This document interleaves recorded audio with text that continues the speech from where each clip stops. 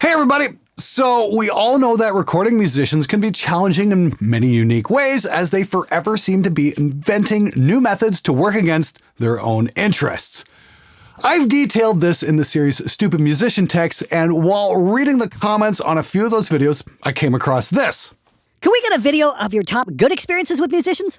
Love these episodes, but I'm curious as to see the other side of things. All right, great idea!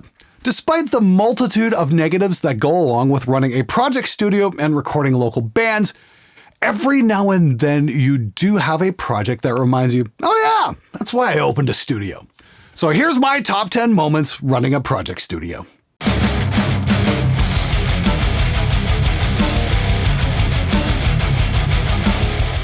I started recording bands professionally back in 1998. My first studio actually started construction the summer of 96, but I wasn't confident enough to record anyone for 2 years while I worked on my skills. As I recall, one of the very first projects I ever did was a group called 6 Degrees of Separation. And it was my first of many encounters where the band was completely unprepared for the studio.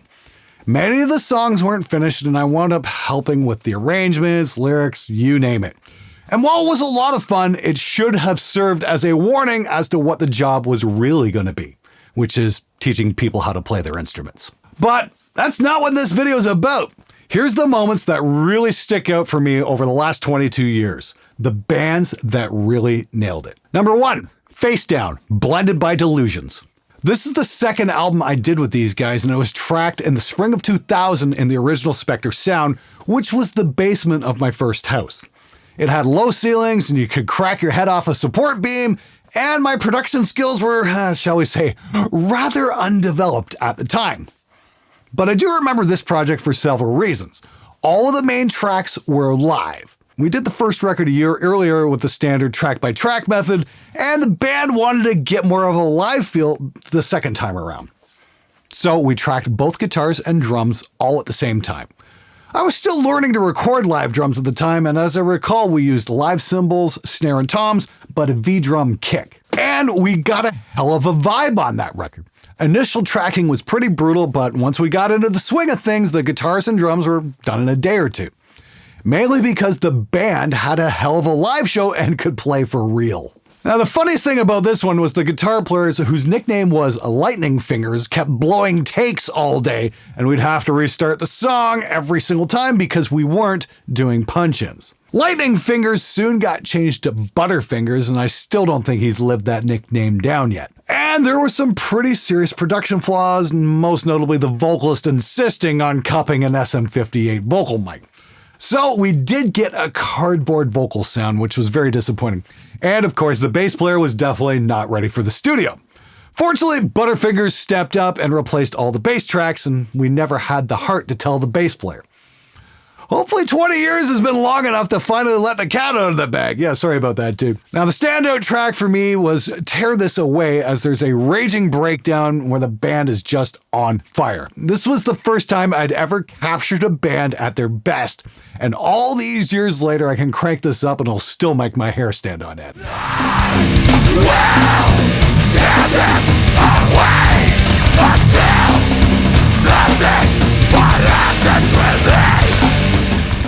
I remember catching their final show several months later in Windsor, and as I recall, there was a massive turnout, and Unearth was one of the opening bands playing that gig. Number 2, Woods of Ypres, Against the Seasons. I had recorded several bands, all featuring the bassist Aaron Palmer, and he had asked me if I wanted to take on a black metal project. Yes, of course, I'll work with anybody. And that's when I met Dave Gold and Brian McManus. At the time, Brian was on guitar and vocals, Aaron on bass and backups, and Dave was the drummer. He also wrote most of the songs and the guitar parts. This record wasn't the easiest project I've ever done. I really struggled to get a good kick drum sound. By this time, I was working with 100% acoustic drums and was using the quarter taped to the kick drum trick. And Dave just simply could not play double bass with quarters, or even plastic beaters for that matter. This was the summer of 2002 and still before Drumagog came out, so sample replacement via plugins wasn't quite there yet. Felt beaters really don't have the snappy attack that drives black metal, and at the time I was taking some very bad advice from some of the posters on gear slots about never using boosting EQ. So yeah, I got a pretty shit kick sound on that record, and it still cheeses me off quite a bit. However, the track A Meeting Place and Time really resonated with me. Again, this record was mostly done live with the guitar, bass, and drums all being tracked together, with the additional guitar players being added in post. But with this song, instead of blast beats and double bass, it had a groove and a haunting melody.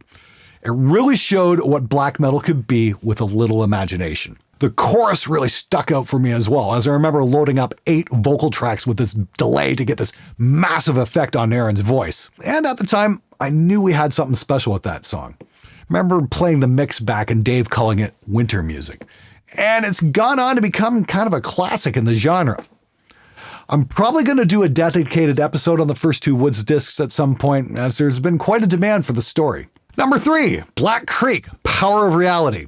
This project was a hell of a lot of fun and a turning point for me in many ways. This was the first time I'd ever recorded a guitar sound on an album that I was truly happy with. And the band definitely had its shit together. Songs were tempo mapped, everybody knew their parts, everybody was on point, and we did the whole record in 4 days flat. I've never had a band walk into the studio and kick so much ass. We even got it mastered by Phil Dimitri up at Lacquer Channel in Toronto, and it still makes me smile every time I put it on. Plans were made for a second record, songwriting was underway, I even went out to go check the new songs out and do some pre-production with the guys. Then the drummer got a girlfriend, so that put an end to that band. Number 4, No Better Way 2007 demo. No Better Way was another band that really had its shit together. This was more of a classic rock, heavy rock blend. Oddly enough, the lead guitar player quit the band the day before they were due to come into the studio, so guitarist and vocalist Chuck Droulard had to improv all the solos on the spot. And he did a great job, I might add. There's no shred on this record, just some simple, tasteful lead lines that really worked with the music. This was also my first experience with a one-take wonder on the drums. As I recall, drummer Phil Belanger brought his brand new Gretsch kit into the studio and proceeded to blow us all away with a truly inspired performance. One of the 4 songs we laid down that night was done in 1 take flat. And Phil was also really great at harmony vocals, and I remember tracking this vividly. I tried something new with this record because I had read somewhere about moving the backing vocalist away from the mic to get them to sit better in the mix. So in this case, we had Chuck right up on the mic doing his main vocal, and then I placed Phil back at 5, 7, and 10-foot intervals away from the vocal mic to create the various layers. When mix time came, all I had to do was just push the faders up and everything fell right into place.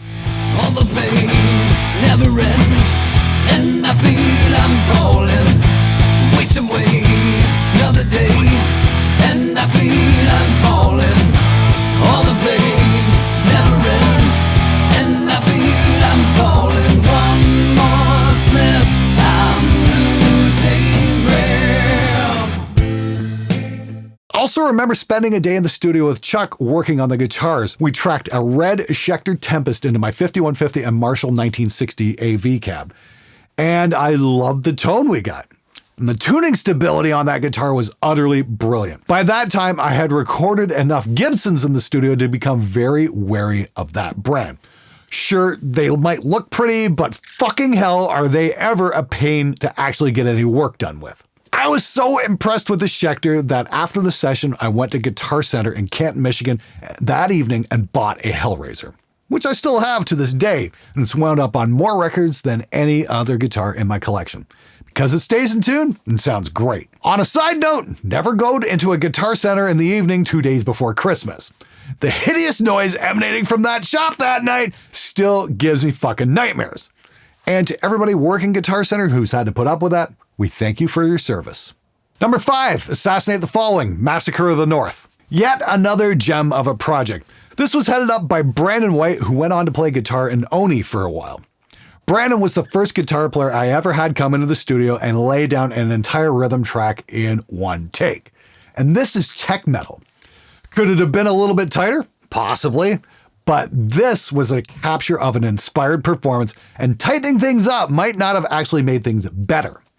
I'm not sure which track it was, but I just remember being completely blown away and saying, "One fucking take, are you fucking kidding me?" I was so happy to have captured something like that because it's so fucking rare. It's like getting a picture of a Sasquatch or finding a bass player that knows the songs. Now, I'd love to play some clips from this record, but I can't, as I'll get copyright claimed. But if you go back through my videos, the first thing I ever posted on this channel was a music video for the song I Once Was.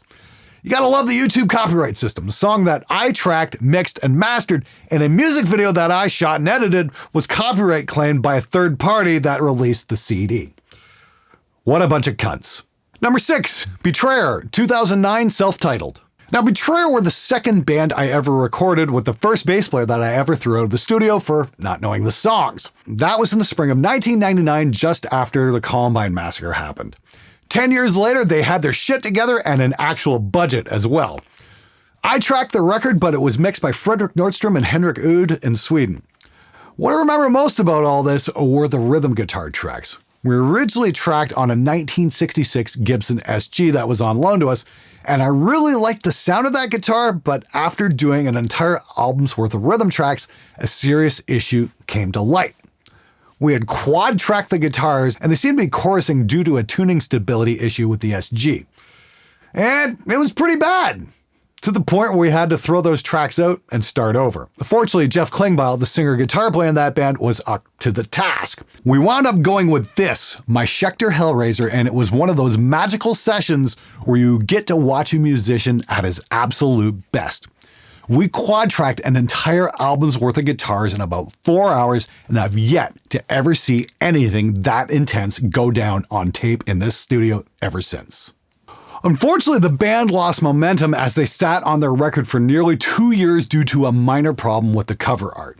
By that time, the scene had changed, and the band broke up shortly after its release. Which was a shame, as there were some really great classic metal tracks on it. Due to copyright issues, I can't play any of the clips here, but I'd recommend checking out the track Beyond the Grave on iTunes. Fredrik did an amazing job on the mix. Number 7, Getting the Eagle Has Landed tone. This is another one of those occasions where everything aligned and I finally got the guitar sound that I'd been after for years. This was the culmination of a lot of trial and error. I was still very active on the Andy Steep forum at the time, and the community there was instrumental in helping me develop my production skills. I started hanging out on that forum way back in 2005, and it was December 8th, 2011, when I finally got it right. Now, the hilarious thing is, those drums are from a band called Drop Dead Famous, who were more of a pop/hard rock group on the local scene. But the drummer of that band was a fucking beast, and he had this incredible snare technique. And he's the guy who turned me on to the all rim shots technique as a way of adding attack and volume to the snare, meaning less gain on the mic and ultimately less hi-hat bleed. It was definitely the snare sound that I'd been after for years, and as it turned out, it was really down to the drummer's technique and nothing I could change with compression and EQ. I love the drum beat for that song, and I had just been screwing around and dialed in this unreal guitar tone, so I thought I'd write the heaviest riff I could come up with and throw it on. I remember the band coming in to check out some mixes, and I played them what would eventually become The Eagle Has Landed. The smile on the drummer's face and the look of sheer horror on the singer's face. It was right then that I knew I had finally nailed the sound.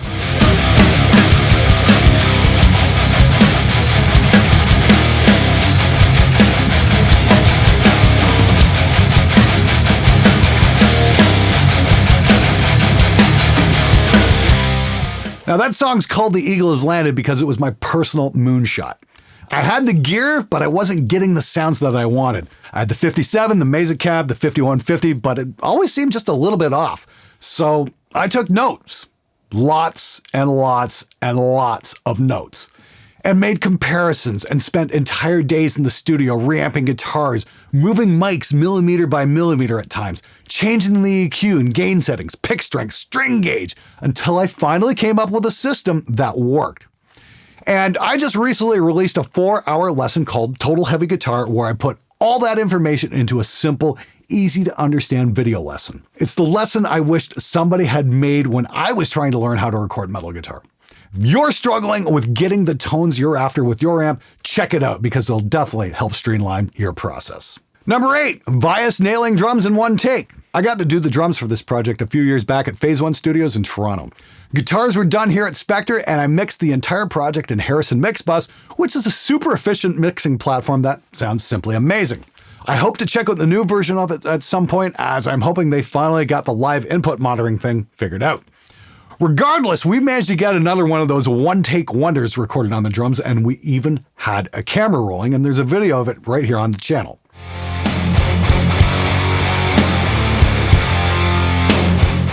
Of course, the naysayers came at us with some pathetic criticisms of, oh, I could play something that simple flawlessly too. Yes, I'm sure you could have. Meanwhile, I think the video is a testament of what kind of results you can get, not only with practice, but with restraint as well. And playing what the song needs as opposed to musically wanking all over it. This was also one of those rare projects where the band called me up after getting the final mixes, not to bitch or nitpick the mixes to death, but to say, hey, great job, you nailed it. Thank you so much for that wonderful experience, guys. It was my honor and privilege to be part of that record. Number 9, remixing Moon on the Water and the response. Sometimes, no matter how hard we try, we just don't get it right. Such was the case with my first attempt at covering Moon on the Water from the Beck anime soundtrack. I rushed a release to get it out and online and was promptly eviscerated in the comments. Not so much because of the mix, but because the video was just plain uncomfortable. So I took some time and I did a major rethink and worked on it. We re-recorded the drums about 5 times before I was finally happy with them, and I got some stellar performances from TJ Dowhaniak, Chris Rafinski, and Keith Wilkinson. But the standout, of course, was finding Siegfried's song and his utterly incredible vocal performance. What a fool! Don't know about tomorrow. What it's like to be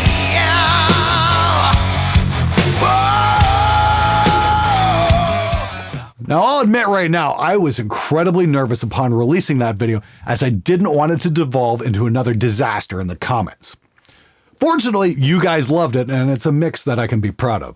And I have to thank everyone who played on that track. You guys were incredible. Number 10, tracking Anthony Crawford and Bruno Valverde on an upcoming project.